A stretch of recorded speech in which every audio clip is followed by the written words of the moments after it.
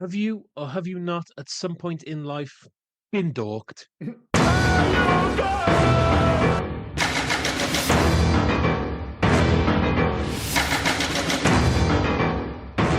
Welcome to You Guys Podcast. I'm Rob, that's Liam, and for I was going to say third, for the fourth and final of our revisit, we have gone all the way back to 1987's The Monster Squad. Now, what can I say about this film? I mean, there's a lot, but I can't cover in an intro anything better than the Monster Squad rap itself. So, That's in not. I 100 wasn't years, expecting that. I was not it, expecting the Monster Squad rap at the top of this podcast. so in 100 years, in the darkest night, the forces of evil come out to fight. The amulet they must destroy or spend forever in the darkest void. Who can stop their deadly might, or who will stand up for the right? From the mouth of babes comes dynamite. The Monster Squad is going to groove tonight.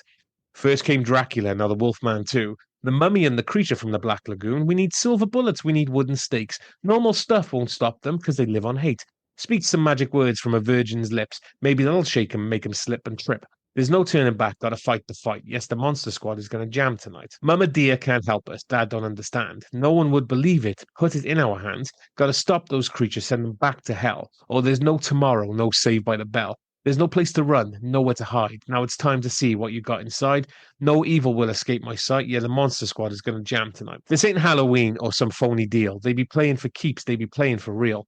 Now, when darkness spreads all across the land, we're the only ones left to make a stand. We don't want to hang with the Walking Dead, so we got to kick some monster's butt instead. And you'll never see such a ghastly sight when the Monster Squad saves the world tonight. I mean, you Bravo, can't say sir. it better than that. You You cannot say it literally better. can't. As you listen to it, like as soon as the credits start, you're like, "Oh, they're just doing the movie again in synopsis / rap mode." And don't get me wrong, that is a thing that they sometimes do. They kind of like in the credits with like images, they'll basically rerun the movie in like quadruple speed. With this, they're just rapping the movie again. And to be honest, it's been a long time since we had one of these like late 80s, early 90s cracker-friendly raps, which were all the rage around this time. I think the last time we had one of these was Ghostbusters 2. That was a classic cracker-friendly rap at the end of that film. But this one, like I said, considering there are two songs that stand out in this film, there's that one, which is terrible, and the awesome montage in the middle of the film. But Rock Until You Drop doesn't really have anything to do with the movie. So it would have been very strange if you had just quoted the entirety of Rock Until You Drop. Rock Until You Drop is awesome, and that montage is fantastic. You've mentioned the montage. We'll go straight into it. The fact that everything just relies on Rudy. Like Rudy sharpening the stakes, Rudy stealing the bow and arrow. Rudy is making bullets in shop class. Where did he get the mold? Well, as we all know, Rudy's the only grown-up in this group, and I'm not sure why that is. I still can't figure out why Rudy hangs around with the Monster Squad or wants to. They established very early in the film when he saves, let's be clear here, the fat kid. And I'm not being mean. No. That's what he's called. That fat kid is not even fat. I'm sorry. He's carrying a bit of timber.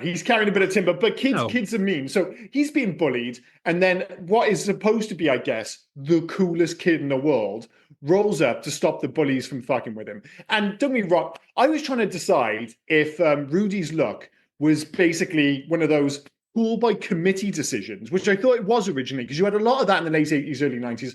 Remember, what the fuck was the video game? Micro Machines on the Mega Drive. One of the characters was called Spider, and he kind of looked like that. That's where they were pushing. But I think obviously what they're really trying to do is have a wink and a nod to the origins of a lot of these characters. So, I mean, Rudy, when he's not hanging around with the gang, he's hanging around at Phil's. And Phil's is quite clearly a 1950s diner, which doesn't belong in 1987 LA, but is clearly used as an homage to the 50s B movies, which kind of spawned a lot of these classic Universal monsters. And the look is mostly awesome until he decides to light his cigarette because, as we all know, Rudy loves three things: Pepsi, smoking, and pussy. And he lights it on what can only be described as a pair of gentleman's brogues. It's such a bizarre end to his otherwise dope-ass look. Very, very odd. The other thing is Rudy's living his best life, and he has to be, because by the time he's 18, he's died of lung cancer. The amount of cigarettes this dude is fucking smoking at his age. If that doesn't get him, it'll be the diabetes, that's for sure. Or Or before the diabetes or the cancer gets him, maybe the law will get him for all that peeping Tom shit he's doing all the way through the film. Well, I mean, to be fair, that wasn't his fault, was it? I mean, no, Peeping Tom was. I'll give you that. But taking a photo, that was all Frank. But the other thing as well. Yes, Frank. This is going to turn into a conversation. Like a couple of weeks ago, for the first part of our revisit season, we did the Goonies, and Rob really took it on a disturbing angle when he suggested that Sloth might be a sex offender. Now, in this film, basically, Frankie or Frankenstein Frankenstein's monster, Jesus Christ, is a stand-in for ostensibly Sloth in this movie. Yeah. And he clearly is an offender. So there's a thread to be pulled there. I'm just not sure if we should. Of all the things to rehash in this film, sticking with Rudy, of all the things to rehash in this film, is the spit take such a good thing you have to do it twice? I'm not sure. Do you know any virgins? Pepsi everywhere. Oh, I've seen I've seen my 12-year-old friend's sister's tits. Spit take. Yeah. I just don't understand why you need to bring back a spit take. Rudy's weird because on the one hand, he's obviously kind of being positioned as the cool character in the film, but he has numerous spit takes when anything even remotely shocking happens, except for, of course, when something genuinely shocking happens. And I think it's always just to bring emphasis to the fact that this film is clearly advertised by Pepsi, as most films were in the late 80s, early 90s. Pepsi is all over these movies. Mac and Me, McDonald's, and Bill and Ted's Bogus Journey, tons of Pepsi, tons of Miller Lite. Like you said, Mac and Me, it's just Pepsi was really pushing, there's the alternative to Coke at the time. But he has a bunch of one-liners in this film. The problem is they're the worst one-liners in movie history. What's his worst one? That's a note I've had. Bang is the worst. Okay, no. Bandage breath is pretty bad. Band-Aid breath. Oh, Band-Aid breath. Band-Aid breath. Like, oh my fucking God, that is awful. And the way he says it is like it's the best line ever delivered off tongue. Yeah. See you later. Band-Aid breath. Like, no, mate, that's not good. You're about to cap, one of the... Who's he shoot? He shoots one of the Brides of Frankenstein, is that right? Yeah, with the massive stake arrows. Like, they fly true. Yeah, no, so he kills them, but then who does he shoot with the gun? Oh, Wolfman. Wolfman's got knives. Oh, he shoots Wolfman, of course. I love the fact that he's known as Wolfman got knives. So a lot of people die at the end of this film. And just be clear, I have loads of issues with this film. A lot of people die at the end of this film, all by Rudy, pretty much. Boris gets his kill. That's fine. Fucking what's the friend's name? What, the other friend? Patrick. Patrick, who completely didn't do shit for most of the film. Patrick doesn't do fucking anything.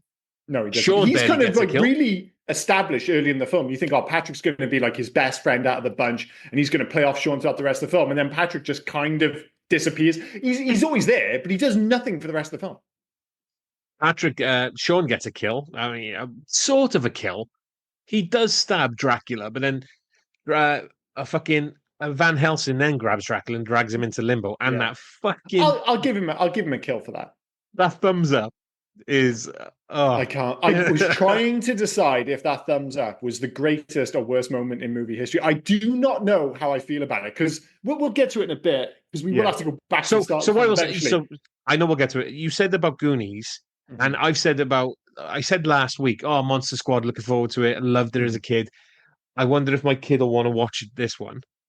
This is a fucking 15.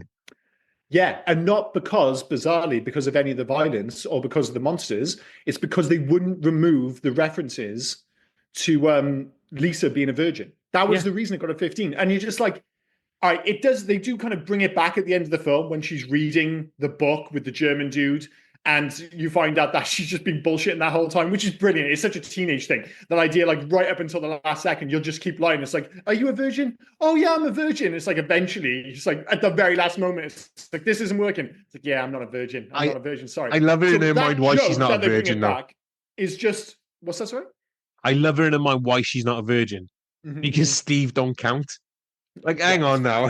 I had to break this to you, love. Steve don't count. That's probably his best moment in the film, isn't it?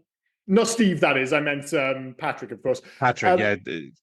But Yeah, that was the reason it got a 15 was because they kept in reference to her being a virgin. And obviously they don't like that stuff in America, which is surprising because for the most part, I get how this would have been a PG back in 1987 or I'm not sure if they brought in 12 yet. I know there was a whole thing about I think Poltergeist maybe brought it in. There was like that big conversation in the early 80s with Temple of Doom and then Poltergeist. And I think that established the 12A thing. So the fact that this was a 15, I think, is ludicrous for the most part. And for most of the film, you're just like, dude, this is barely above a PG. But in the finale of this film, it does get really bizarrely violent for like 5 it goes minutes. a bit dark as well. Yeah, the bit when Dracula gets shot in the air and you see him like halfway through transformation, it's like proper body horror stuff. And then when Wolfman gets blown up, the camera is right there, body parts everywhere, and he kind of gets put back together. It's actually a really fun, both of those sequences from like a special effects perspective are absolutely awesome, but they genuinely gross. It's almost as if they filmed most of it and then realized they were going to get a 15 and thought, fuck it, we're just going to have this at the end of the film. But they'd already filmed it's like 80% of this film is a PG. And then like the last 10, 15 minutes are a complete 15, right down to when like Dracula picks up, what's her name? Is it Phoebe, the little girl? Phoebe, give me my amulet, you little bitch.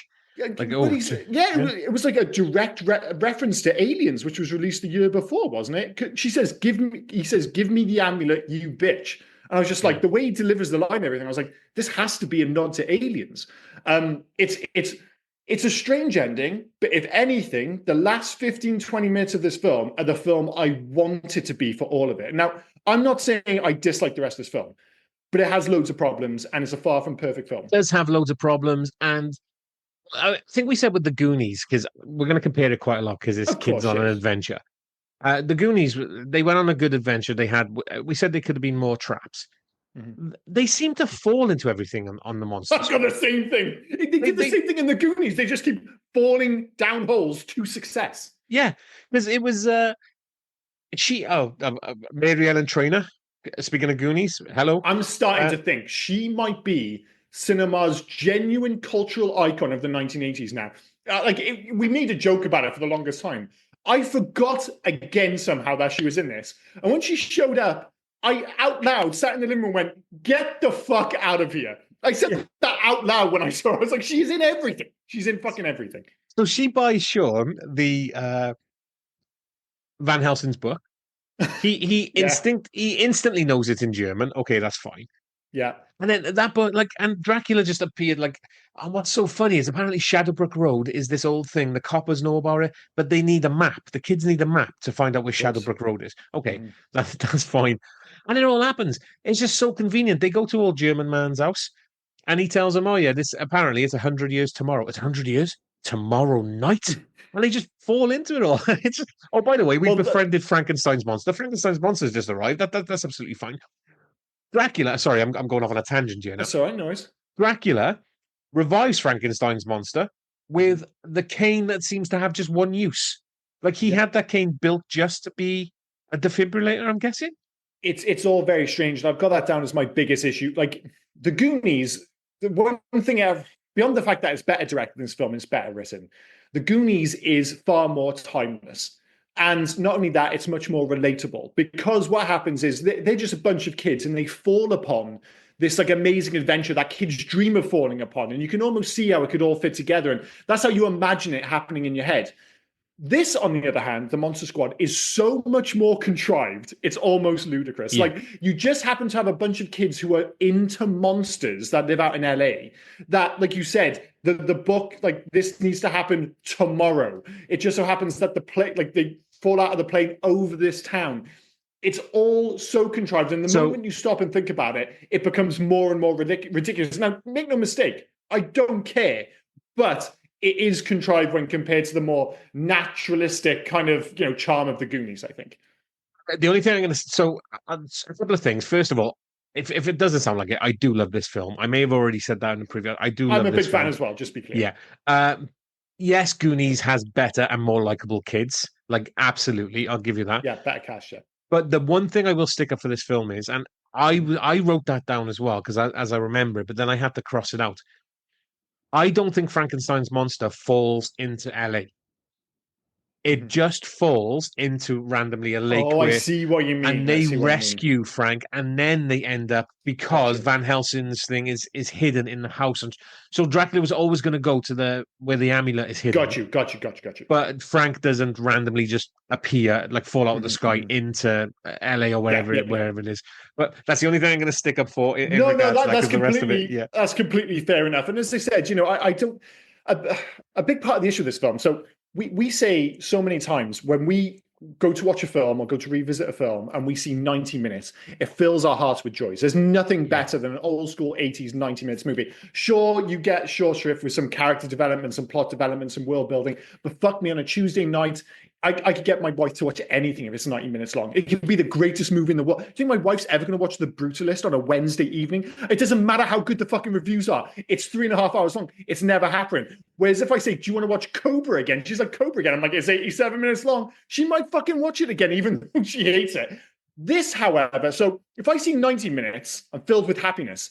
If I see a movie which is closer to 80 minutes, trepidation starts to kick in. You're like, something's gone wrong. I just don't think a movie should be 82 minutes. And I know it's only 8 minutes short, but I'm just like, why could this movie could absolutely do with those extra 8 minutes? A bit of world building, a bit of character development. It couldn't have harmed. Like, this movie like goes along at a wonderful clip and it's loads of fun, but I'm not sure why it needed to be 82 fucking minutes. They had to cut 13 minutes out of this film to get, because the studio didn't want it over 90. So the reason why I think they cut up so many under was to try and like get it to make sense. You can't just cut 3 minutes to get it under 90 and then that doesn't make sense. We got to cut something else out.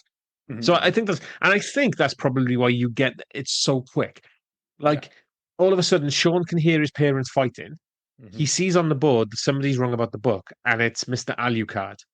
I mean, so he's banging to anagrams. Yeah, it's so fucking contrived as well because it's Dracula backwards. He might as well have just said it's Dr. Acula. Dr. Acula is called up. But this isn't the first one to use that. They literally use that in like Castlevania video games, like when the characters is Alucard. It's Alucard, but I still think Dr. Acula is a better one. Yeah, it's so and he's just doing all this shit, and then it's Dracula, and because he's taken this name and gone Alucard Dracula. Fuck me, Dracula's in town. Like, I love how the fact he's just gone straight there.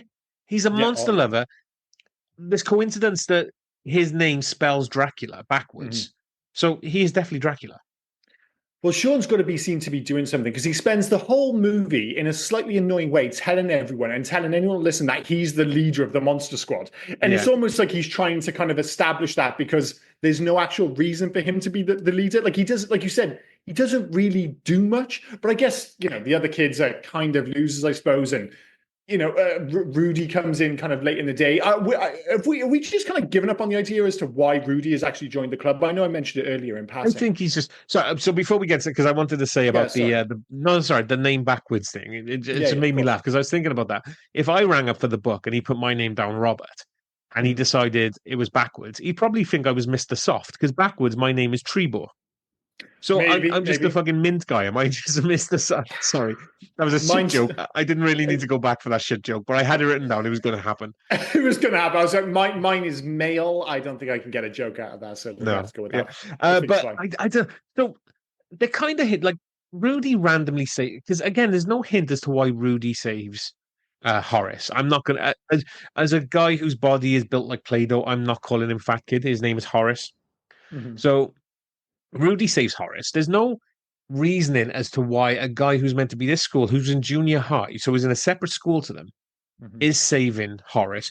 And to change the subject really quickly, EJ has no fucking right to be picking on Horace when he has a head that has its own gravitational pull.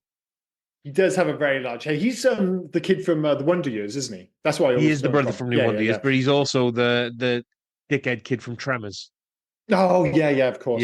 Well, the whole thing is quite strange, and especially if you think back to when you were a kid. It's like the one thing you never did was hang around with kids in like let alone like 1 year below you, 2 years below you. Absolutely out of the question. No, I literally didn't know anyone in the year below, just a year below me, where, let's be honest, our birth dates might only be like, a month or two apart if they fall in a certain direction. But you're just like, you don't hang around with the kids in the year below. You just don't. It's fucking weird. Him to be hanging around with kids, 2-3 years younger? Yeah. It's just odd. And he It's looks like very he odd. doesn't look like a guy who wouldn't have friends. You saw his brogues; they were cool as shit. It's very strange, very They strange. do. Yeah, because there's no hint that he's got friends in school or anything. You don't see much of the school thing except for the rock Mhm. until you drop montage. But he rocks up, and I think he was just playing along with it. He likes Horace. Maybe Horace, out of the cut, 13 minutes is his tutor or something like that randomly. I don't know. Or maybe he's a neighbor. I don't know It why. just that's what I mean. It just needs Yeah. that one scene where like But then he's Horace has just done him a decided, solid, or it like establishes early doors that he's banging to monsters and thinks, well, yeah. this is like just a cool thing to join. But I because it's think not it's just there, it's just an hinting. older kid who just kind of just shows up. It's just hinting at the fact that he's decided to stay with him because he can perv. He is literally perving on the girl next door. That's the Which only I reason don't he's blame. I staying in mean, that. we give him shit about that. But if you were like, what is he supposed to be, 15, 16, something like that? Junior high, so and I don't think he'd be that old. That'd be high school. Oh, so Junior anyway, in the high. kind of 14, 15 range. Like, I put him 13, 14, I would oh, say. I thought he was a bit old, but whatever his age was, I'm needless to Googling say, at this that now. age, you're a pervy little bastard, is what you are. And if right, I don't care what anyone says. If you're anywhere between the ages of 12 and 16, and some like hot girl is across the way from you getting undressed, you're going to perv out over her as well. So I don't think he's Yeah. particularly pervy. However, the more concerning one is Frank, of course, because he's a monster. He's got all that strength. You don't know what he's going to get up to. He doesn't abide by the law. Although he does seem incredibly nice, which is another one of the issues with this film. So, I mean, Oh, well, that doesn't make sense. Sorry, first of all, he is a perv because he's the one that sets the camera up.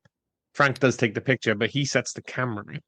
setting up a camera is a step up, though. Yeah. Looking is one thing. Setting up a camera is a step up. So Horace has said, and he was shown to be in class with Sean. So Horace said they were 12.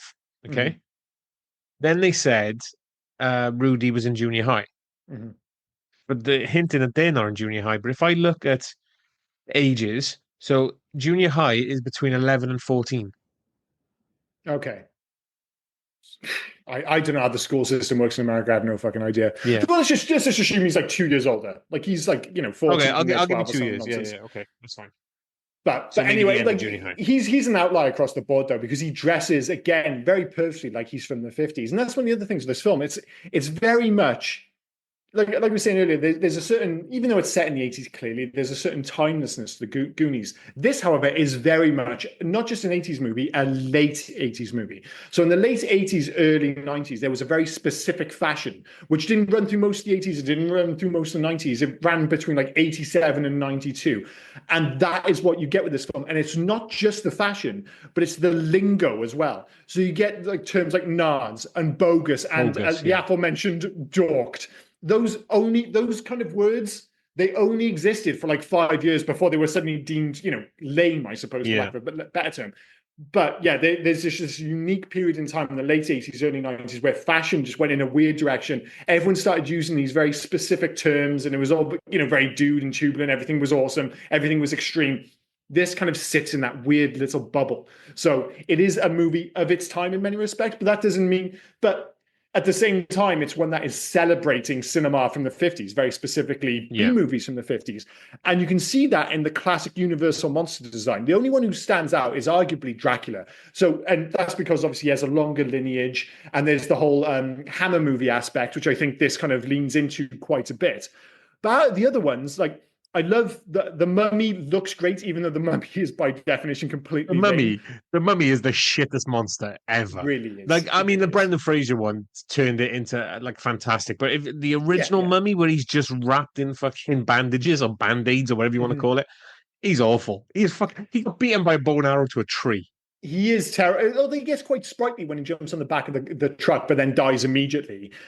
Gillman, which is a weird one because everyone just knows it as Creature from the Black Lagoon, but that's the name of the movie. It's actually referred to as Gillman. And I feel like out of all the classic Universal monsters, Gillman is the one most in need of a revamp. Like nobody talks about Gillman. Everyone knows the Mummy. Everyone knows Wolfman. You never hear about Gillman or the Creature from the Black Lagoon anymore. It feels like it's been kind of, left in the past. It is a hard one to sell. If it kind of feels like a Swamp Thing kind of.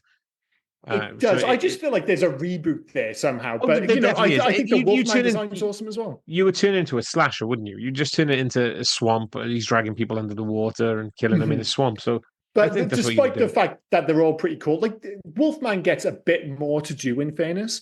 But in terms of the core monster, and obviously they're the Brides of Frankenstein, which is morally a questionable scene in the film because I get the impression that they're high school girls, but whatever.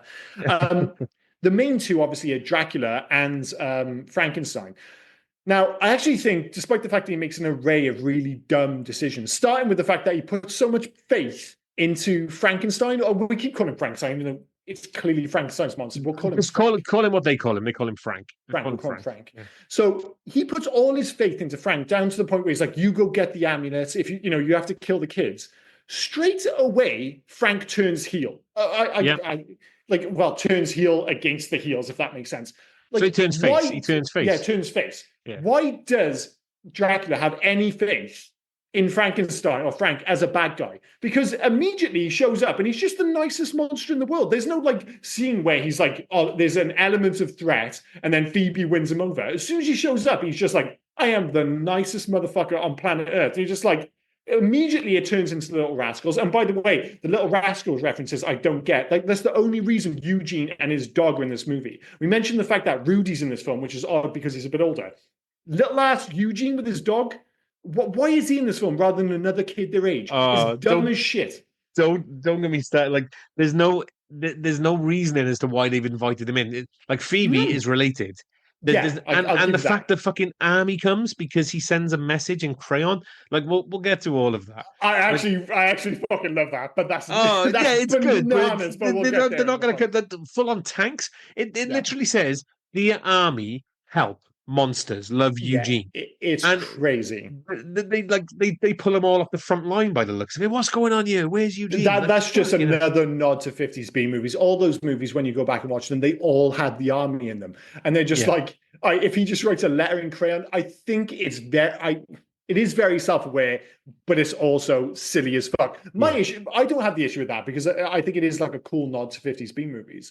But just Eugene being in the movie with his dog as like a Little Rascals reference, I'm just like, it could have done, if anything, his character should disappear, get more screen time for Patrick. There should be more between Sean, Horace, and Patrick. 100%. Yeah. That should be the kind of the heart of the film. But instead, you get that at the very start of the film, and then it kind of gets abandoned. But again, a big part of it is this is an 82-minute movie. You've got 7,000 characters in this film. You just don't have the time for it, which is a bit of a shame. Last week we mentioned that no matter how many times we see Predator, we forget the opening, the cold open. Mm-hmm. I completely forgot the cold open of this as well, where Van Helsing is in. They're in Van Helsing time, but what I loved was the opening scroll. Is that a specific time, like the Jurassic period, the Van Helsing period, the Van Helsing time? Yeah. When Van Helsing rocks up to Castle Grayskull. Mm-hmm. To take, and dude, that was Castle Grayskull if I ever seen it. I mean, it's 100%. Both the same year, 87. But when they rock, I love the opening scroll or crawl or whatever you want to say, where it's just saying about everything that's going on. But then at the end, it basically just says, because it's talking about how Van Helsing was going to do all this and he's figured out how to do it. But at the end, it just goes, I read it as he fucked it. It's just Van Helsing fucked it. Well, they blew it. He fucked it. Yeah, it's the same thing. So like the thing is, now that they got the 15, they might as well have gone for he fucked it. It's a missed opportunity, obviously. And I don't think it's just the age rating. And I was trying to decide if it was on purpose or not, because if it was on purpose, it is genius and it kind of explains what happens at the end of this film. So basically, there are two movies running concurrently, and it's both in the same universe, and it's both of the same issue, but viewed from different perspectives. So you've suddenly got fucking Dracula shows up, Wolfman, all these monsters causing absolute havoc. People are being killed. And on the one hand, you've got how kids are dealing with it and how exciting it is and that element of adventure. But then the other side of the story, you have Sean's dad, Del, and his partner. Is it Detective Sapir or something? Sapir, yeah. Sapir. Sapir. Yeah, weird name. Played by Stan Shaw. You've got their story where it's basically the same story, but having to deal with this issue from a grown-up's perspective. So their side of the story, even though it's all monsters, is all joy and fun and sunshine and lollipops and adventure. And all them is just smoking cigarettes on the side of the fucking bed, arguments with your wife, overtime with work. And then you notice when, because again, one of the things I forgot is when Del runs into Dracula outside his house when he's looking for Sean, when he thinks he's blown him up with just fucking Dracula cutting about with dynamite. Yeah, that was He a lot of kills. that was 4 sticks of dynamite for the treehouse as well. Yeah, and he gets his little one line. Was it meeting adjourned? I was just like, Yeah. oh, where the fuck is Dracula from anyway? But he goes outside, fucking kills his best friend, Detective Sapir, which Yeah. was like, holy shit, that's no fucking playing around. And it gets a lot more violent. And you notice at the end of the film, when those two narratives coalesce, like combine, and you get the parent story and the kid story combining, that's when it suddenly becomes a lot more less fantastical and a lot more it's still fantastical in so much the monsters and all that nonsense, but it becomes more violent. Yeah, you mean Dracula just killing motherfuckers as he's walking towards Dude, Phoebe, snapping necks. Yeah, and then as well, like so many, like once Limbo goes, people are going to go, oh, where's Detective Steve? Steve again? Oh, I don't know. Last I saw of him, he was by that big black hole thing. You don't think he got sucked into it, do you? Maybe. Like we've just lost about 6 fucking coppers because they've got sucked into the black hole, so they're in limbo. So, well, that's the thing. When the army show up, and everyone's like, "Oh, I wrote a note, and it's all fun and games." Though I bet you we looked around and went, "Jesus Christ, we've got 12 dead troopers here." There are 12 dead cops. It's like he had his neck broken. That guy was fucking. One of the dudes had his head crushed, and I was like, "By what? By the hands of Gilman, for heaven's sake!" But they all got to go back home. So Sean and his family, they're going home. Detective Sapir is still in that car because did you see that after it exploded? After Dell did that weird heroic dive after he shouted "Get out!" and Detective Sapir couldn't get out. You cut back to it on flames, and you just see his skeleton sat in the driver's seat. So he's still there. He's still there, just smoking. Awesome. They go home and they go, right, it's time for bed, Phoebe. You're 5. It's gone midnight. Oh, what's that outside? That looks like a Halloween decoration. Don't look at that. That's fine. Don't look at that. No. Can anyone smell barbecue? Dead bodies everywhere, and that is like it's not just the violence; it's even the score suddenly kicks out. The score by Bruce Broughton for the most of the film is just kind of there, but it really comes into its own in the last act. And I know I've said before about like shooting on location. This was largely shot on location in LA. That is true unless you find awesome sets. The sequence at the end in like the town square is clearly on set, but it's an amazing set. In the same way that the set in when we went back and looked revisited Big Trouble in Little China and then went down the alleyway, you're like, yeah, it was clearly a set, but it's an awesome set. So you kind of allow it. Once they go there, the score plays out like it takes on a different kind of tone, for lack of a better term, but the whole movie starts to feel a lot more like Poltergeist, in terms of like, yeah, it is a family movie, but it's ratcheting up the actual horror and the supernatural elements. And I was like, man, the end of this film is fucking like legitimately amazing. Yeah, there's the stuff with Van Helsing giving a thumbs up might be amazing, it might be terrible, I'm still not sure, to be honest. But as I said, for 15, 20 minutes towards the end of this film, once it gets real, it gets a lot more violent. I was just like, man, this is the movie it should have been for the whole 82 minutes. And it's heart-wrenching as well. It's like when Frank has to go and then Phoebe's going, no, don't go, Frank. Don't go, Frank. I love you. And she chucks him the beer and everything. And it's such a, like you said, the ending of it is great. The one thing I had an issue with was, you said it's LA, and that's fine, but then they got like a town square, and everything seems to be exactly where you need it. Now, I stuck up for the fact that Frank doesn't just appear in the lagoon in the town. But the mummy is just in their museum because he escaped from their museum. So, see, I was wondering with that, is it the mummy or is it okay just to be a mummy? So that's what I was going to ask. Like, does Dracula have another cane that brings mummies to life? He can bring any mummy to life. Again, it's the whole thing of just being sheer convenience. And as you say about the town, it's like, everything in the town is where it needs to be, including the largest drive-in cinema in human history. So I'm a massive fan of matte paintings, massive fan of them. You get 2 in this film. There's one of the town at the end, the town square, but there's one when Sean is sitting on top of his house, watching the movie in the drive-in theater in the center of town. And when you look at it, you're just like, that must be 3,000 foot high. It's so fucking big. Funny. Like, because he's watching it through his binoculars, but when his dad takes the binoculars, he doesn't need them. He's like, oh, look at this part. Look at this. Like, so I don't understand. Like you said, it's fucking massive. The other thing about you had the weirdest Burger King I've ever seen. It is weird. Just the sign that just says Burger King. EJ and his friend Derek, are they working in that collectible shop or are they just in there? Because this has gone Maybe. 10 o'clock at night. So they're Mm-hmm. in What are there. they doing in there? Yeah. Like, This isn't like fucking New York where everything's open all night. This is small town America, and it may be shot in LA. They never actually. I don't think no, they ever mentioned I the think it's town just by small name. town something. That's right. Yeah, So yeah. I think that's they what, just happened to yeah. be shooting in LA, so it's just small town America. So there's no fucking shops open at 10 p.m. in like the No, town square. but it can't be again. So Burger King is just next then to some houses, and then if you Mhm. go to the square, then you've just got the massive church. But they keep saying it's small town. But my God, that has to be the biggest police station or the most employed police station for a small town I've ever seen. It's Yeah, like it's like we've said it before.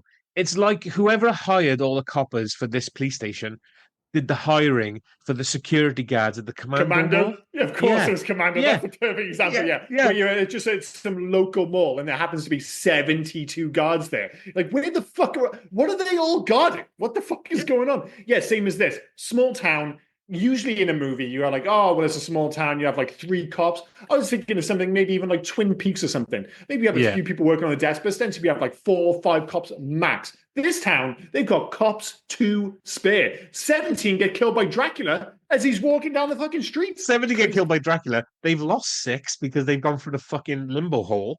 So they're just like, Well, oh, this is fine. yeah, and then they look back. It's like, oh, we've lost 17 good men. We've only got 52 left on the force. I don't know how we're going to deal with things. The mayor's going, oh, that's okay. We have to downsize anyway. Yeah, but There's a maybe few not like weird this. things. Yeah. This is, let's not forget, this is the movie with the least convincing plane, possibly in cinema history. Fucking hell. Yeah, that I plane. mean, again, when it goes that extreme, I'm trying to decide if this is some kind of nod to like Ed Wood or something like that, where it's supposed, because there are a few moments in this film which are clearly supposed to be hokey. So at the start, you're like, they rank up the horror, and you're thinking, well, this is almost more People Under the Stairs than it is The Goonies, in terms of the level of horror. But then Dracula turns into a bat, and you can almost see the strings, and it looks really cheesy. But then when they cut back to like him hanging upside down, it's actually pretty gross again. And I was trying to find the line as to whether is this just a limit of their effects, or is this purposefully a nod to old-fashioned 50s B movies? And I couldn't quite settle on it. I want to believe that those little nods are peppered throughout the movie. Because, like I said, it does get quite hokey at times. And I don't think it's the limitation of the effects, because there are moments in this film when the effects are nothing short of quite brilliant for a movie from 1987 with a relatively limited budget. But I said there are 1 or 2 points where you're just like, man, that looks really rough. But it's very charming all the same, regardless of whether it was done on purpose or, a happy accident, as it were. We haven't said this film was written. Well, it was written by Fred Dekker, who directed it, but also was written by Shane Black. Yeah, that's probably when I was growing up what it was most famous for, because I didn't know shit about Fred Dekker, which is probably makes sense because he directed Night of the Creeps, which I've never seen. That was released in 1986. He did an episode of Tales of the Crypt, and this is one of those things. I've been watching Tales of the Crypt recently. He did the Terry Hatcher episode, which I randomly watched not too long ago. Those episodes were done for HBO, and they're like 7, 8 seasons of them. And the first 2 seasons of alone are legitimately filled with a who's who of 80s those guys and those girls. It is unfucking believable. Like, how many people were in this movie were also in episodes of Tales of the Crypt? It was absolutely insane. Not to mention the fact that Arnold Schwarzenegger was in one of the episodes. It's crazy. But the more concerning thing about his CV in RoboCop 3. Yeah, he directed. RoboCop 3 is fucking terrible. It's terrible. But he also wrote House. Yes, he wrote The Predator, which we have different opinions on. But he did Ricochet in 91 as well with Denzel, Lithgow, and Ice-T, which let's just let that roll off the tongue. This is a movie which stars Denzel Washington, John Lithgow, and Ice-T. If that doesn't make you want to watch fucking Ricochet, I don't know what to tell you. I don't know what to tell you. The other thing he wrote? Teen Agent. I don't know if you know what Teen Agent is. No. So Teen Agent, me and my brother watched this more than we should have.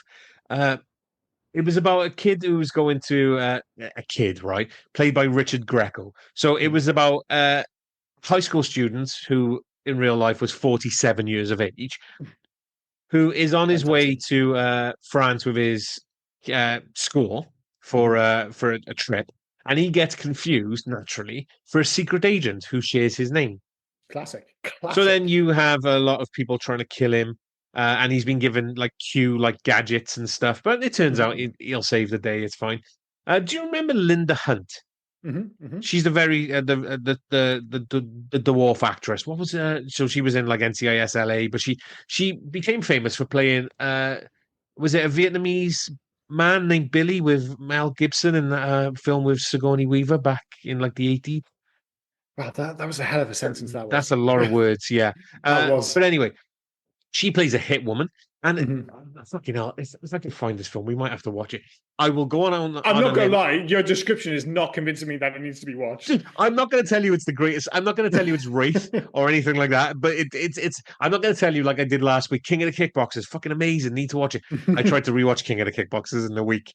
I apologize. It's not good. Sometimes that's the thing with this podcast. We have to take those personal hits. Go before I force this upon someone else. Should I just give it 15 minutes? And you're like, oh man, but maybe sometimes that's the point of this podcast. No, like we had it with we built up to Robot Jocks over 200 episodes, and we finally watched it and both went, fuck, it's just not that good, is it? It's just not that good. It was just never that good.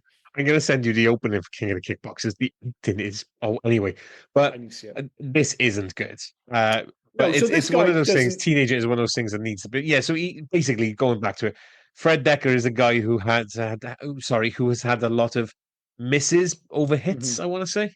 Yeah, but and that's why I think, like you said, it becomes more famous that Shane Black was involved in writing this. So they were actually, I think they went to college. I think they may have even been roommates, and how he was able to get them on board. And obviously, Shane Black, did Lethal Weapon, all these other films, blah blah blah, and a super famous career. Was obviously in Predator, which we covered last week. And you get elements of that in the script. There are moments of brilliance in the script, and I like a lot of the dialogue. And the thing is, this movie at its core, it's a movie of great moments rather than being a great movie, if that makes sense. And I think that's why we were so keen on when you're younger. It's like, when you look back, you have all these, like we've said before, with Beverly Hills Cop 2 or Weekend at Bernie's 2 and stuff like that. They're not great movies, but they have great, memorable moments. And because you remember those moments, you almost think you kind of associate them with the better movie eventually. Like, oh, wait, didn't this happen in the first movie? It's like, no, it happened in the slightly rubbish second movie. Now, I'm not saying Monster Squad is bad, like those, and Beverly Hills Cop 2 is dope as well. But if you kind of watch it with a critical eye over 82 minutes, this film has loads of structural problems. It jumps around. There's not enough connection, say, between the kids and the monsters themselves, certainly with Dracula. It's like the movie really gets going when you get the Rock Until You Drop montage. So about halfway through, by Michael Sembello. Absolutely banging tune, and you're like, oh, we're off to the races. But they've not established any kind of relationship between the Monster Squad and the actual monsters. So they're doing all these things, they're getting all these weapons, but they don't really know what they're doing or what they're getting into. What they really needed is a sequence earlier where maybe Dracula gets the drop on them and they're completely outmatched and they kind of escape. And then they're just saying oh no, we need to do this. No one else is going to do this. But next time we need to be prepared. But instead, it just feels like, as awesome as it is in and of itself, it just kind of falls out of the sky and you're just kind of forced into, all of a sudden they go into his house for this big showdown and it's just not earned in any way, which I know sounds silly for a kid's film, but the best movies do earn those moments. And this just doesn't have enough plotting for that to make sense. What it needs and what it really needs is a setting change. And this is probably going to be jumping onto my making a change. I know you said the ending when it turns dark, it's the best thing, but I do think that having it in just all of a sudden opening the town square and having like all those people around probably kind of hinders it a little bit. It needs more. All of it basically needs to be a haunted house. It needs to be set in the house in Shadowbrook Lane. These kids should have been investigated. It should have been a dare. We'll go to this house. Okay, we found the journal. Oh, I've seen Dracula. Okay, I've left. I've spoken to the scary German guy. And when I watched this film as a kid, when he's talking about monsters, and then it shows his prisoner of war number, didn't fucking register. That's a cool little nod, Jay. Yeah, it is a cool nod because he says, "Oh yes, I believe I know monsters," and you think, "Fucking hell, that's great." It's a bit fucking deep to put into a film like this, but it's one of those cool things, like you said. Like this movie, when it's its best, it kind of works for both. It works if you're watching it as a kid, but it works if you're watching it as an adult. Yeah. Whereas, as I said, for too much of this film, those two worlds are separated. So you're watching the kids' movie for a bit, and then all of a sudden you're watching the depressed dad's bit for a little bit. Yeah. The guy suffering with his marriage, and somehow you needed to combine those worlds more convincingly. I don't even know if you need to combine them or whether you just cut out the kids come back, speak to scary German guy. Mm-hmm. Then they realize, okay, no, we need to sort the amulets. They go back to the house and it all sets in the house. And you can have like maybe caverns under the house or whatever where it's been hidden, the Mm-hmm. amulet, and that's where you have your showdowns with all the monsters and things Well, they like that. could have had the. I think you can have your cake and eat it because they do go to the house, but it's all over so quickly. So they walk in, like Frank is immediately dropped. You know, the rubble drops on top of him, and again they try and establish that there's this big connection. They're like, oh, if he died helping up. It's like he's literally just shown up. And make no mistake, Frank shows up when small town America. He's just cutting about town in the middle of the fucking day. Nobody's asking a question. Yeah. No one's like, dude, is that fucking Frankenstein's monster just chilling out with those kids? Like, even if you're just like, oh, well, it's just a dude doing it. It's like, well, it's the middle of summer and the dude's 7 foot tall and he's just hanging around with kids. I don't know who the fuck he is. This is weird. It was that shot over like the shadow shot kind of thing where they're on the hill and he's holding Phoebe's hands and you've got all the guys around him. Oh, lovely. That's so sweet. Yeah, and that's not what a neighbor thinks. Like, what the fuck is going on here? Look at that guy, the same size as Liam from the Hey You Guys podcast. What's he doing holding that 5-year-old kid's hand? Why is his shoes fucking massive? Like fucking Frankenstein's monster. It's all very, very strange. And then they go to the house and you're just like, I'm not sure why I'm supposed to care about this. And that's where they should have had the haunted house bit. So I love the idea. And I think you're right about the setup. Like, you know, everybody has like a haunted house in their neighborhood. It's one of those things like we were saying earlier with the Goonies, which somewhat grounds it. It's like something you can relate, like no one can really relate to. Oh, remember when we had a monster club when we were younger? Nobody had a fucking monster club when they were younger, but everyone had a haunted house in their neighborhood. You know, you go with that, you go in there and it turns into a proper haunted house where you have all the monsters and you end up going through booby traps. All goes a little bit Goonies for a while. Instead, like you said, they put on one arm, they fall downstairs. I love the bit with the amulet. It is maybe the most quintessentially 80s moment in the entire movie where it's shining and the score kicks in. It's kind of, you know, encapsulate all the great adventure movies from the 80s. There's a little bit Indiana Jones, there's a little bit Goonies. It's absolutely fantastic. But then Dracula shows up and of course he just puts pizza on his face, which I was trying to decide, was that a happy accident or did he think I should bring a garlic pizza just in case this happens? I'm not sure. But there should have been a whole fucking haunted house section there, which should have run for like 10, 15 minutes. But instead, it was over as soon as it started. You're just like, that was such a cool setting. Why didn't we have more of this? Why is Dracula wiring it up to blow as well? Like, he thinks he's going to win. He just loves blowing shit up. As soon as he gets that amulet, he can be out the door and gone. Why does he need to spend that time wiring it up to blow? And where's he getting his fucking dynamite from? I have no idea. The whole but I know you said maybe you can cut it out. I actually love the sequences with Dell and Detective Sapir. I would have quite liked more of that, and I quite like the idea that you have these two different worlds running at the same time. But it is interesting, like you said, down in the basement where you have the sequence where Dracula catches up with him, and they get away by putting pizza on his face, and it's all fun and games. Whereas when the two detectives run into Dracula, one of them gets blown up in his car. And he delivers the line, I will have your son. Now, I don't care which way you take that. It's dark as fuck. It's dark. Like, if you've just met this dude, he's wearing a cape and says, I will have your son. I'm like, I'm not sure which one of those I prefer. Are you going to kill him or are you going to molest him? They're both pretty fucking bad. Give me another goddamn cigarette. So I would have loved more than that. But like I said, it's just a shame that maybe it was intentional. Maybe like deep down, there's like, this is a movie partly about the loss of innocence and youthful exuberance.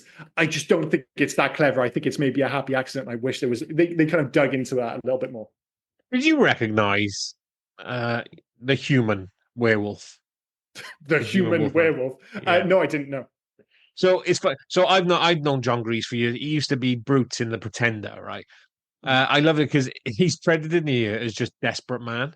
That's his credit. I saw that. Desperate Man. Such a weird, like, dude's playing the Wolfman, one of the most iconic monsters in movie history, and they credit him as Desperate Man. That is insane. Because he's not playing the Wolfman. Wolfman is being played by Carl Thibault. Give me he's still playing the Wolf. So you might recognize John Grease, and I sorry, but I'm not a huge fan of this film. I don't think I've seen it all. But he was Uncle Rico in Napoleon Dynamite. But that's okay if you don't. He was Uncle Rico. Uncle Rico was like the MVP of that movie. I did not put that together. The whole speech about him throwing a football over that mountain is fucking gold. However, I totally get if you don't like Napoleon Dynamite. It's strange comedy. Like even I love moments of that film, but it's a weird one. He was also in all three Takens as one of the Liam Neeson's retired CIA friends. Jeez, I'm still getting over the fact that he was Uncle Rico in Napoleon Yeah. Dynamite. That is fucking unbelievable that I didn't put those together. Crazy. I think we can move on, mate. I'm just looking now at my notes. I think I've covered everything. I think we've covered everything in the film. Unless you got something else, we can move on. No, because all my notes now, as I'm going through them, are about the end of the film, and we've already covered that. So, yeah, like, right, just quickly deal with the army showing up. It's dumb as shit. Yeah. You get some really big swings at the end of this film. As I said, it goes full horror, but then all of a sudden you have Van Helsing giving the thumbs up, and then the army shows up. I actually think it's brilliant. I love the nods to 50s B movies. I love the fact that Rudy hangs out at a diner, which makes fucking zero sense. The fact that he's always drinking a Pepsi. So I just want to make clear, despite the fact that I have plenty of issues with this film, super fun. Super fun. It's so much fun. I mean, compared to, we do this all the time. We may have torn it apart in places or a lot of it, but that doesn't mean it's not going to be a high star rating at the end of it. Do you know what I mean? Well, it's such a great film. The ratings and the recommendations, like this isn't a movie like. It's not as good as like The Goonies. The Goonies is an objectively well-made film. This film has problems all over it, but it's such a great premise and has so many great moments and characters. But anyway, which leads us into our favorite scene. The easy one for me would be to say "Rock Until You Drop" montage by Michael Sembello. The song, the montage, all fantastic. But I actually think it is the final showdown in the square. As I said earlier, I think that's the movie I wanted this to be throughout. I think it's the movie at its best. I like the scale. I like the action. I like the fact that it gets a little bit dumb as well. Great creature effects. Gets super, like I said, the bit with the half deformed Dracula and then the blown up werewolf. It all happens within like 2 seconds. Like, God damn, man. That is proper, like, adult scary horror shit. But yeah, that's definitely my favorite sequence of the film. Pick the end. I mean, I agree with you. The end is pretty good. Like you said, it goes dark and it's so much fun. But it is. I know you said the obvious one. It is Rock Until You Drop. The montage is great. But yeah, those are the two best sequences. Even though you go on about, like, not you personally, even though we go on about the montage, you still have this weird thing that in that montage they're not doing much. Eugene is sending out his crayon notes. Fucking what was his name? What was the friend's name? Patrick. See, we keep forgetting Patrick's name because he's lame. He don't do shit. Patrick is making business cards. I don't even think you see Horace in the montage. And then Rudy is doing all the weapons. Yeah, and again, everything. Where does he get the fucking mold to make silver bullets? I have no fucking idea. Shop class. Yeah. I can't believe I was asking, who does he shoot? You mean with the silver bullets he made? Of course, it was goddamn Wolfman. That was such an oversight on my part. But yeah, it doesn't matter because it's an absolute bang of a track. Yeah, the one thing I'll say about Eugene, the one good thing about him being in the movie, it's a weird thing to say about a little boy, but his bedroom is a treasure trove of Thank you. I had that written. Like the fact that he's got like My Pet Monster. I fucking used to love My Pet Monster. He's got the Hulk wallpaper, the Punisher. Fucking Punisher. Punisher's badass. The Spider-Man that is awesome. Badass. Yeah. There's so many little cool toys all over his room. And it's just, and when this came out in like 1987, it's like, I was 5 years old. I would have watched this when I was 6, 7 years old. So I would have been around his age.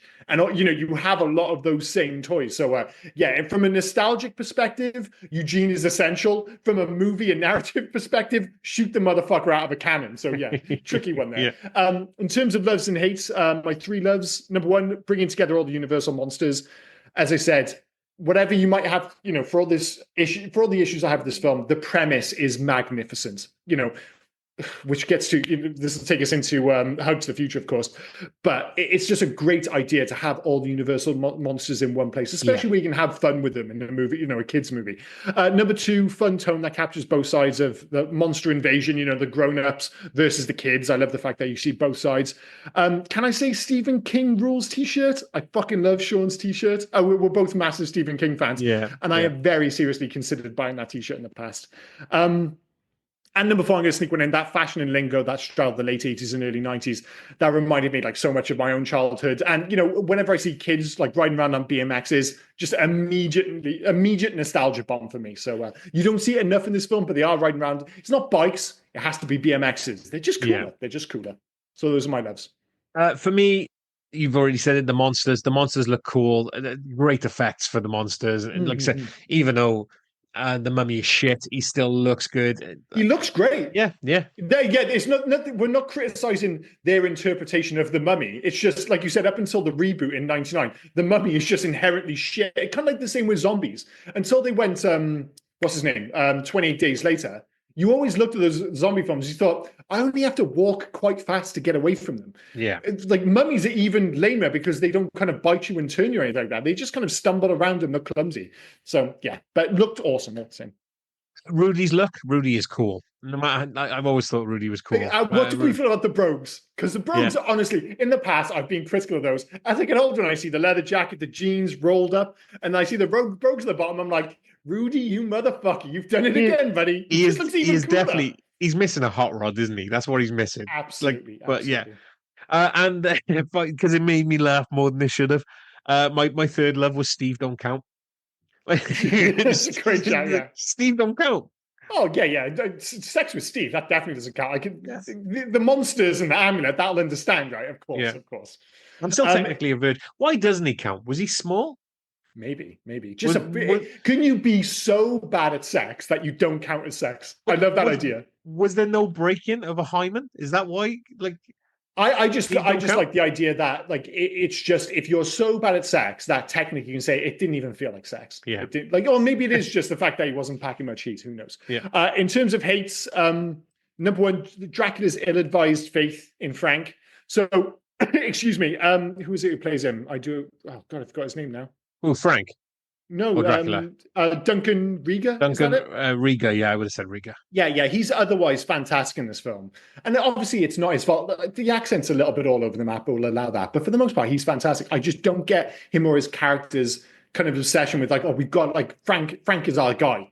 And it's just, there's just nothing to back it up at all. Frank is absolutely not your fucking dude. Total turncoat, Frank. If anything, I'm a little disappointed in Frank. Just being such a bitch.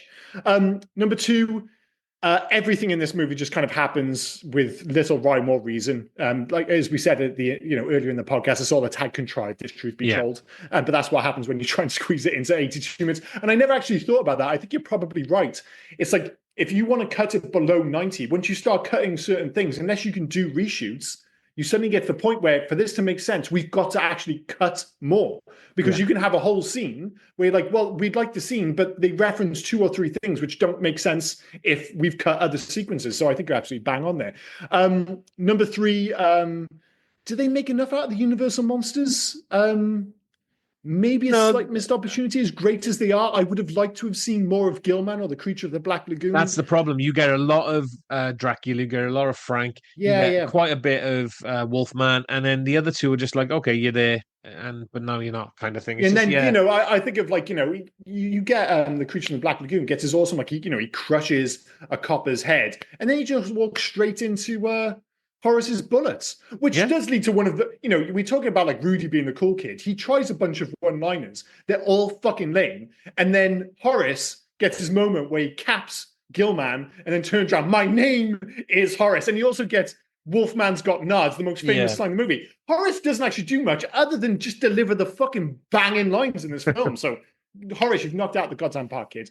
So yeah, those are my hates. And like I said, this is part of the whole, could have done more with the monsters. You could have done more with the world building, like 82 minutes. You could have done with a few more scenes, a bit of a better explanation. Yeah, just kind of the same route that I went down.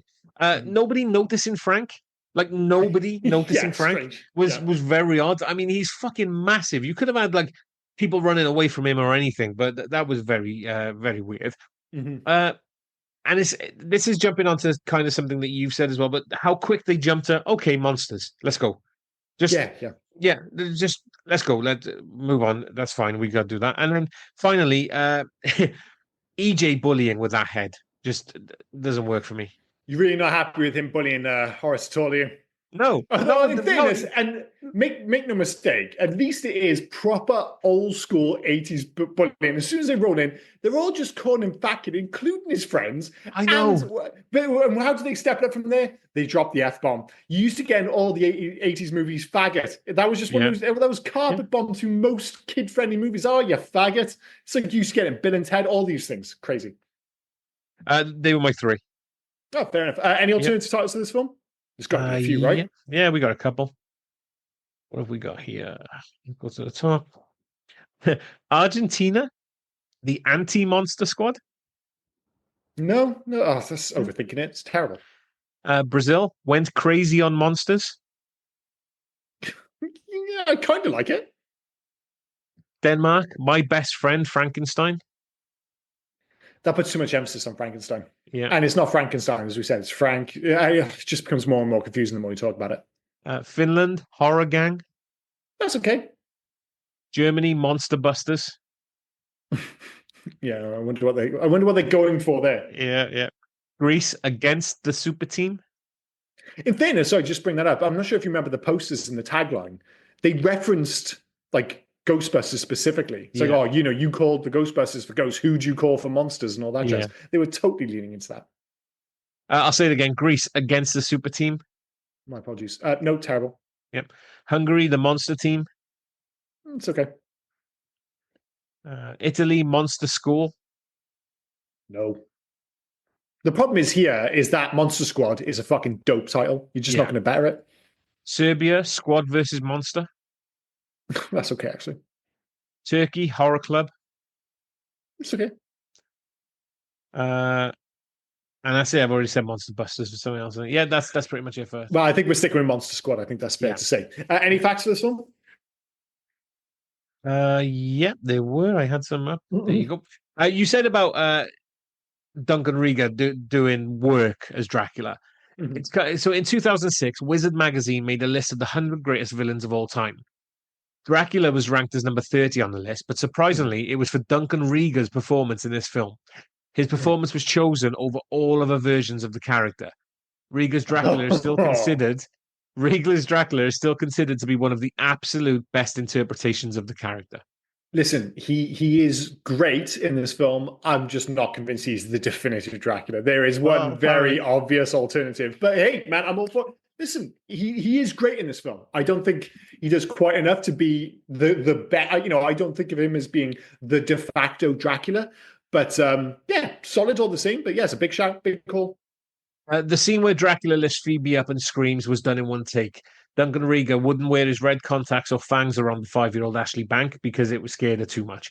For the scene, director Fred Decker just told Ashley to scream once the platform raised her. When she asked when, Decker told her, "Oh, you'll know," and proceeded to shoot. The terrified scream you hear when Dracula opens his eyes is Ashley's genuine scream of fright. That's pretty cool. Yeah. Fat Kid's dead, bless him.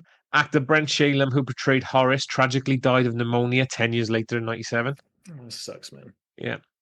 The Wolfman's face. He's like you said, like you can argue he doesn't have enough to do in this one, but he's like you said, he gets all the best one-liners. He delivers the most famous line in the film, and he's actually a super likable screen presence. Yeah. The Wolfman's face was modeled after Stan Winston. Oh, cool. Andrew Gower and Robbie Keeger were friends in real life before filming. Gower campaigned to the producers to hire Keeger as the best friend of Patrick.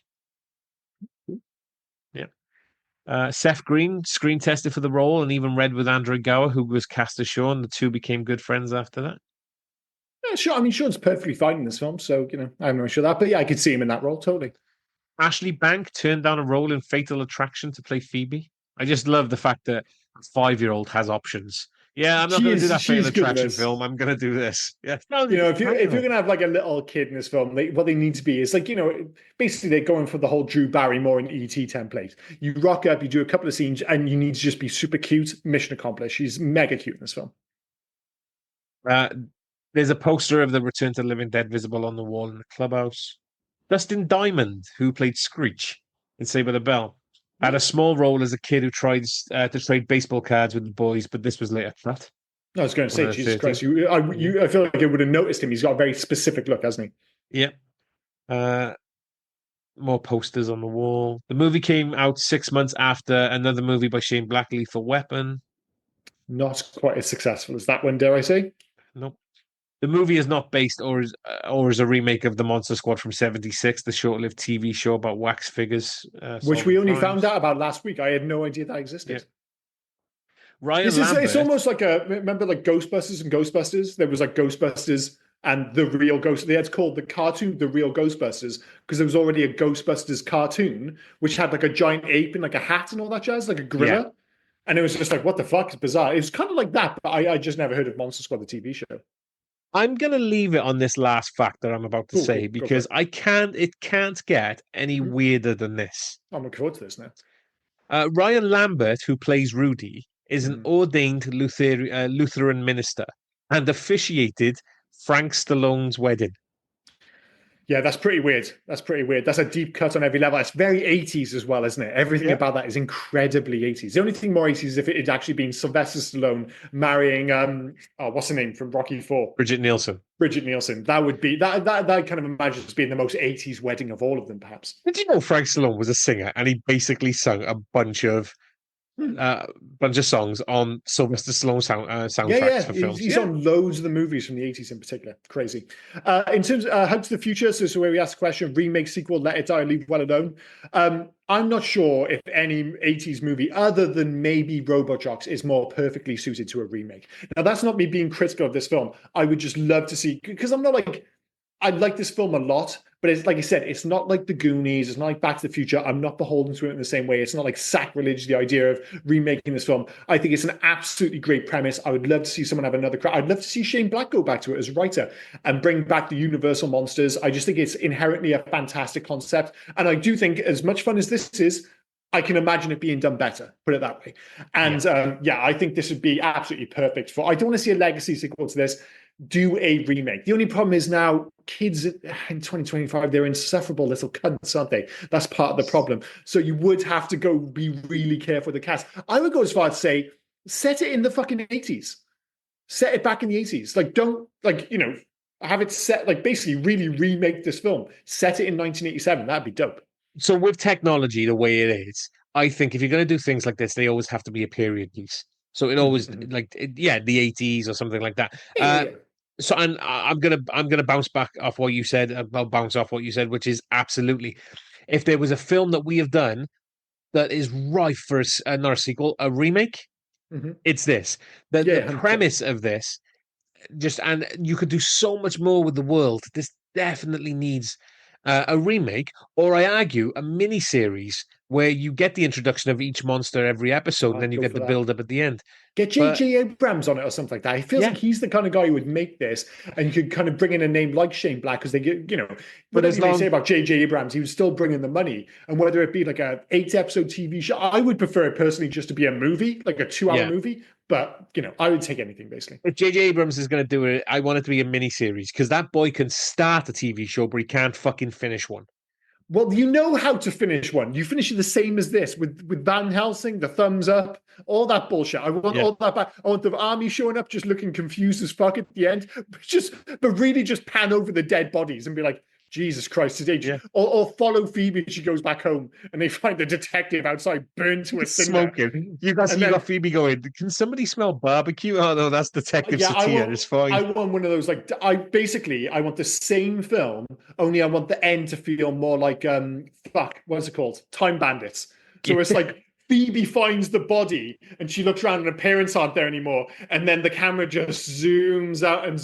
And then you get the the song and everything. That'd be fucking awesome. And everyone just looks at you and go, what the fuck just happened? Nobody knows. So strange. That might be the strangest ending to any movie ever. And the fact that it's a kid's movie. Fucking odd. Yeah. Man, I love Time Bandits. I love Time Bandits. So strange. So we're both in agreement. Just remake, 100%, and not like not a fucking legacy. No, God, no. Just we don't need to return to the characters. Make a change. For me, it's easier. So this is where if you could only make one change to make this better, what would you pick? It would be make it 15 minutes longer. If you could reestablish some of the footage that kind of found its way to the chopping room floor, if there was a way to edit it back in, like you said, a bit more world building, a bit more kind of drive behind some of the actions that you have in this film. That's what I'd go for. So it's a little thing, and we've proved it in the past. Like, the one I always go to, and I know it's not everyone's favorite film, would be Batman versus Superman. So Batman versus Superman, the theatrical cut, one of the biggest issues with it, whatever you might think of it tonally or whatever, is the fact that a lot of it just doesn't make sense. Why are they fighting? Why are they in this position? For the ultimate cut, there's an extra 30 minutes, and all it really is exposition and is character development, so that when you suddenly get to Batman versus Superman, it makes sense why they're there. It's not just they just fucking randomly show up. And of course, it plays up the whole idea of what Lex Luthor is doing behind the scenes. And if you remove all that, you're like, why have we even got Lex Luthor in this? What the fuck is he doing? That's what this movie is lacking. Just a little bit of intent behind the scenes, a little bit of dialogue here and there, just to flesh out, just push it up towards 90 minutes. That'd be absolutely fine. So for me, I have two, because my original one was making a more haunted house-esque, more within the House of Shadowbrook Road. But as you said, maybe just giving it back that 13 minutes that gives you the exposition you need. I think so, yeah. And sorry, the word I was going for earlier, I was tiptoeing around, was motivations. That's the word I couldn't get into my head. It's just building up the motivations for characters, which is so important for any movie. If you just have like a scene, 30 seconds, and you just establish someone's motives, then the actions that happen in the next scene, you don't question. It's like, even if you just be nudged gently in that direction, like, okay, fair enough. This is an inherently silly movie. We don't need a lot. You just don't want people doing things for no apparent reason and things just jumping around and things just start to feel like they're just coincidences everywhere. That's the big problem with this film. So we're in agreement. Yeah, happy days. Video game. Well, there wasn't a video game, but the perfect game for this would be the underutilized premise wasted upon 2017's ill-advised, funny enough, The Mummy movie. Now, I'm not even sure if you ever played The Way Forward's Mummy Demastered, based on the Tom Cruise film. No. So, terrible film. As much as I love Tom Cruise, one of his worst films without question, but they did a fantastic, so it looks like a 16-bit game, but it's got all of the modern quality of life improvements you'd expect from a modern game. And why they haven't taken, but probably the reason obviously it didn't do well is because nobody went to see The Mummy. So then the game subsequently fails. But the concept is inherently brilliant. So if you make a 16-bit start, like a game which looks like a Super NES game, it's based on the Monster Squad, but it has modern day sensibilities. That's I want to literally see the Monster Squad demastered. But because it was based on this stupid Mummy film, they didn't get to make another version of it. There should be 12 demastered games by now. There should be that should have just been like, dude, this is a great idea. Anything with even a hint of the 70s, 80s, whatever, just make one of these cool demastered kind of, almost Metroidvania games. That would have been dope. But obviously we never got another one because it ultimately failed. Nothing to do with the game. The game got really good reviews, but no one gave a shit about The Mummy. So I would love to see a Monster Squad version of that. I'd never heard of it, but I've just looked at it now. That for obvious reasons. Yeah. Yeah, it's gorgeous to look at as well. Gorgeous pixel graphics. For me, sticking with my haunted house theme, I would have gone like Resident Evil 7. Oh, great shot. Where you're being hunted. I mean, the house gets bigger and bigger and bigger every time as you get further into that game. And I'm on board for that. And then you kind of get stalked by Dracula and all that jazz. That'd be awesome. Yeah, Dracula's stalking you, but every now and then you're fighting another monster and stuff. Because that's got like the lake or the thing where you could have the creature from the Blue Lagoon or Gilman or whatever his name is. Wolfman running around the forest, So I'm instead of the terrible second half on the boat, you have the second half in the town square. It'd be much better. Every now and then you could have the desperate man not turn into a Wolfman, trying to tell you what to do before he becomes a Wolfman and chases you again. So that was my idea. So any one of them I think would work. It depends how you want to look at it. If you want an old school classic like 2D scroller kind of thing, yours seems. Yeah, I like the fact that we're giving you two options. We're giving you the low budget indie version and the big budget Capcom version. So pick your poison. I think they're both solid ideas, should we say? And that leads us to best and worst of IMDb. Of course, our new favorite section. Is that the term I'm looking for? Segments. Let's go with segments. All right. So, there's not going to be like 1,000 fucking reviews for this. I'm going to go with 222 reviews. Have you seen this? No. You're fucking spot on. Get to fuck. 222 reviews. No. Oh my God. That's it. I give up podcast. Are you fucking 222? 222 reviews. I was getting closer, but I didn't think I was going to get one on the fucking snap. This is where I'll fuck you now. In terms of on the button. That's crazy. In terms of, and I swear to God, I have not looked at this. I have not checked in at all. That's crazy. Okay. In terms of 10-star reviews, I reckon this might be most people who feel the need to review this are probably the ones who feel quite strongly about it. So I'm going to say 67. Oh, fucking hell, dude. 62. Oh my God. I feel great about that. Not as great as I do about 222, but Jesus Christ, 65 up. That's not bad. Not bad. All right. So this was written in July 2001, titled Why the Dismal Ratings. Give this movie a chance. Imagine the Goonies without the budget, but with all the heart. The Monster Squad is a pack of grade schoolers with an ear to the rail on the evil doings of monsters. No, they haven't seen any monsters, but that doesn't mean they don't exist. You guessed right. Turns out there are monsters running around all over the place, and they are fixing to put the mortal screws to Portland, Oregon. Lucky for us, there are a few heroes, mostly fifth or sixth graders and a beagle pup, who will act instead of sitting around worrying about their marriages like some stupid adults we know. The Monster Squad is one of these rare movies that uh, treats kids, the problems they face, and their unique solutions to the same with grace, wit, and solid respect. This superbly sweet and memorable movie deserves more than 5.5 it got here at IMDb. Great scene. Leonardo Semino plays the film's Boo Radley, the strange recluse whom all the kids fear without knowing why. When Sean, the leader of the Monster Squad, is given a book that can illuminate why the monsters are reappearing, he has no choice but to seek the man's help. The book, it turns out, is in German. Not only does the scary man speak the language and kindly help them through the important passages in the book, it also happens that he knows what monsters are. You might need to explain to your kids what the numbers tattooed on the scary man's forearm are. That's pretty cool. Pretty cool. Yeah. He mentioned the fact, did he suggest that this film was set in Portland, Oregon? He said Portland, Oregon, yeah. I've not read anything to suggest it's set in Portland, Oregon. I mean, it's on the correct coast, but that's quite a bit north from LA, to say the least. So I'm not sure if he's got anything to back that up, but it feels more Portland, Oregon than it does, like you say, LA. There are clear signs throughout this film. There are a few of those things where if you were from LA, you'd be like, well, this is clearly LA because A, B, and C. But for those not au fait with, geography in LA, I would look at it and go, yeah, I buy it as being kind of, Pacific Northwesty kind of vibe, just with a bit more sunshine. I don't know. But we can buy into most of that. Just Googling now. I couldn't find anything to say it was Portland, because I don't think they mention it in the film at all. No, it just says we open on the boys' school located at Richland Avenue in Los Angeles, California, but it's not saying where it's set. Well, Portland, Oregon is hundreds and hundreds of miles north from there. I can tell you that much. So ratings and record. Oh, sorry. So 1-star reviews. Sorry, I'm jumping ahead. Yeah, that's okay. I'm going to go for 11. 4. Oh, fair enough. I thought maybe there'd be a few more kind of curmudgeons.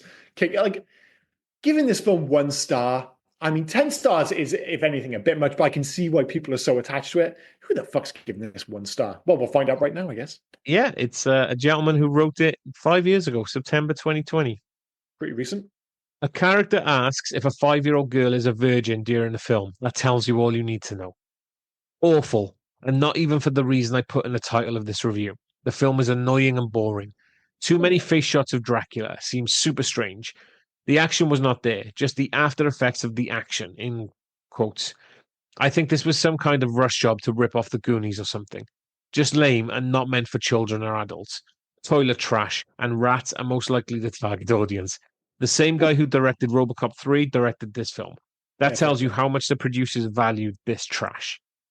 Well, no. He made RoboCop 3 after this, in fairness. Yeah. It wasn't like they were directing a film and go, bring me the man who directed RoboCop 3. That was made in the future. So, I think he's been more than a little harsh, to be honest. I can understand why he might not be everyone's cup of tea, but yes, Jesus Christ, it's nowhere near that bad. Ratings and recommendations?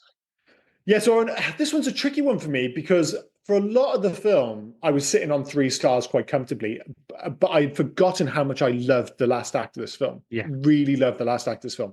So I'm going to... Do it. I'm going to go with 4 stars. I really do love this film. Right. Like, if someone came back to me and said, oh, this is like 3 stars on the nose, I would totally understand it. But it's very much in my wheelhouse. All the references to Stephen King, all the references to B-movie horror. I love the Universal monsters. As I said, this film has issues. I just forget about them.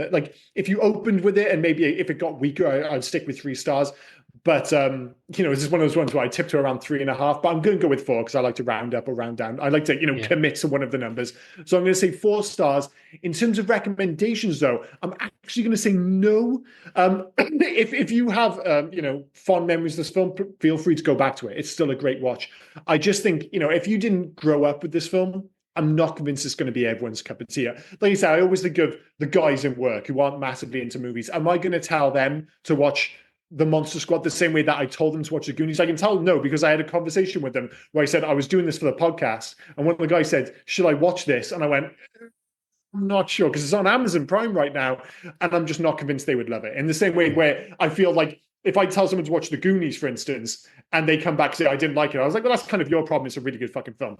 Whereas this one, a bit more hit and miss, but right up our alley, so to speak. So I'm gonna say 4 and a yes. Sorry, 4 and a no. Sorry, I apologize. Not pussyfooting around like you. It's definitely a 4. Like, and nostalgia kind of takes a lot of that impact into that. But like you, I don't know anyone who hasn't seen this film that I could recommend it to. It's not the kind of film that you go on. Like, the people that love this film, and the people I think would love this film, are the people I know who have seen this film. Yeah, and I always think it's like, would that like naturally come out of my mouth? It's like if someone's like, oh, thinking of the films we've covered recently, it's like, oh, I haven't seen Predator, and I would just be, oh, dude, you've got to see Predator, you've got to see Lethal Weapon, you've got to see Die Hard. I don't think I've ever said, dude, you've got to see Monster Squad. Usually it's like, oh, did you watch Monster Squad growing up? Awesome, and then you have a conversation about it. But if they were like, have you seen Monster Squad, and they say no, that's probably the end of that conversation. So I think it's fair. To be fair, and because this is Monster Squad is one of those films that disappeared for a long time. Totally Predator has always stayed in like the zeitgeist. Goonies, a lot of Lethal Weapon, Goonies. I was just thinking of films from 1987, but they're all films that have stayed in the zeitgeist. But couldn't find Monster Squad. Monster Squad never came out on DVD for me to watch. On Region 2 in the UK. I had to when I have a Region 1 copy. There may be a Region 2 copy now. I don't know. I mean, it took ages for it to come anywhere, and then randomly, like Robot Jox, you just it's on Amazon Prime, buried, but it's on Amazon Prime if you search for it. No, you're right. It just disappeared. You just couldn't watch it. Like it was. Yeah. I watched it on VHS when I was younger, and then it wasn't for like a lack of interest or anything. You just kind of forgot about it because it was never on TV. It was never available to buy. So you almost just like every so often somebody bring it up. Oh, remember we watched Monster Squad? It's like, fuck yeah, Monster Squad's dope. And then you go and have a look and you realize there's no way for you to fucking watch it. Yeah. And like you said, there is now, but for the longest time, like 10, 15, 20 years, this film just dropped off the map. Dropped off the fucking map. And that kind of helped with this cult status. So obviously there's the documentary, Wolfman's Got Nards. That can almost help in terms of pushing that cult status of this film, where, if it had been readily available, maybe it wouldn't have quite the same kind of cult following. But it also means that for everyday people, for most folk, 10, 15 years, nobody thought about the Monster Squad. Then all of a sudden it shows up on, like you say, Amazon. You're like, oh, fuck, remember that film? That film's super fun. So, yeah, just a shame. But that's same with me. So it's a 4 and a no for recommends. So yeah, both on the same page, both 4 stars. If you remember, if you grew up with it, it's on Amazon, watch it. It's exactly how you remember. For all its faults, it's still super fun, super charming. And we've been critical of it because we've been watching it, making notes for a podcast. This film is 82 minutes long.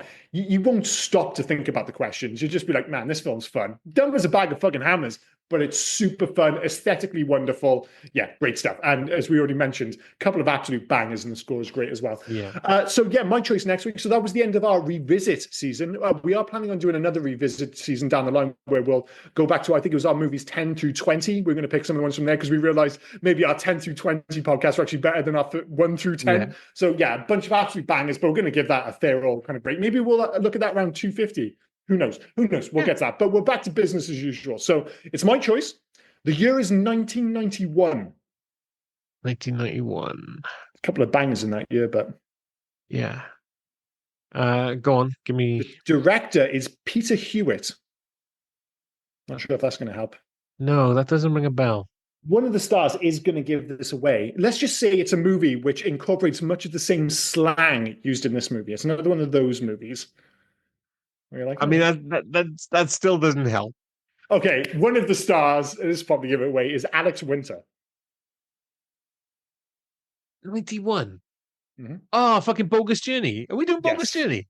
We are indeed doing Bogus Journey, a film which I have a lot of time for, because I know, obviously, Excellent Adventure is the one that's held in higher regard, but that film came out in, 87, 88, something like that? Yeah. And I was aware of that because it came out on VHS and stuff, whereas Bogus Journey, I remember it coming out and it being a thing, and me and my friends quoting it in primary school. I remember very specifically, we went to St. Fagans for a day trip. So St. Fagans is like a Welsh traditional village in the outskirts of Cardiff.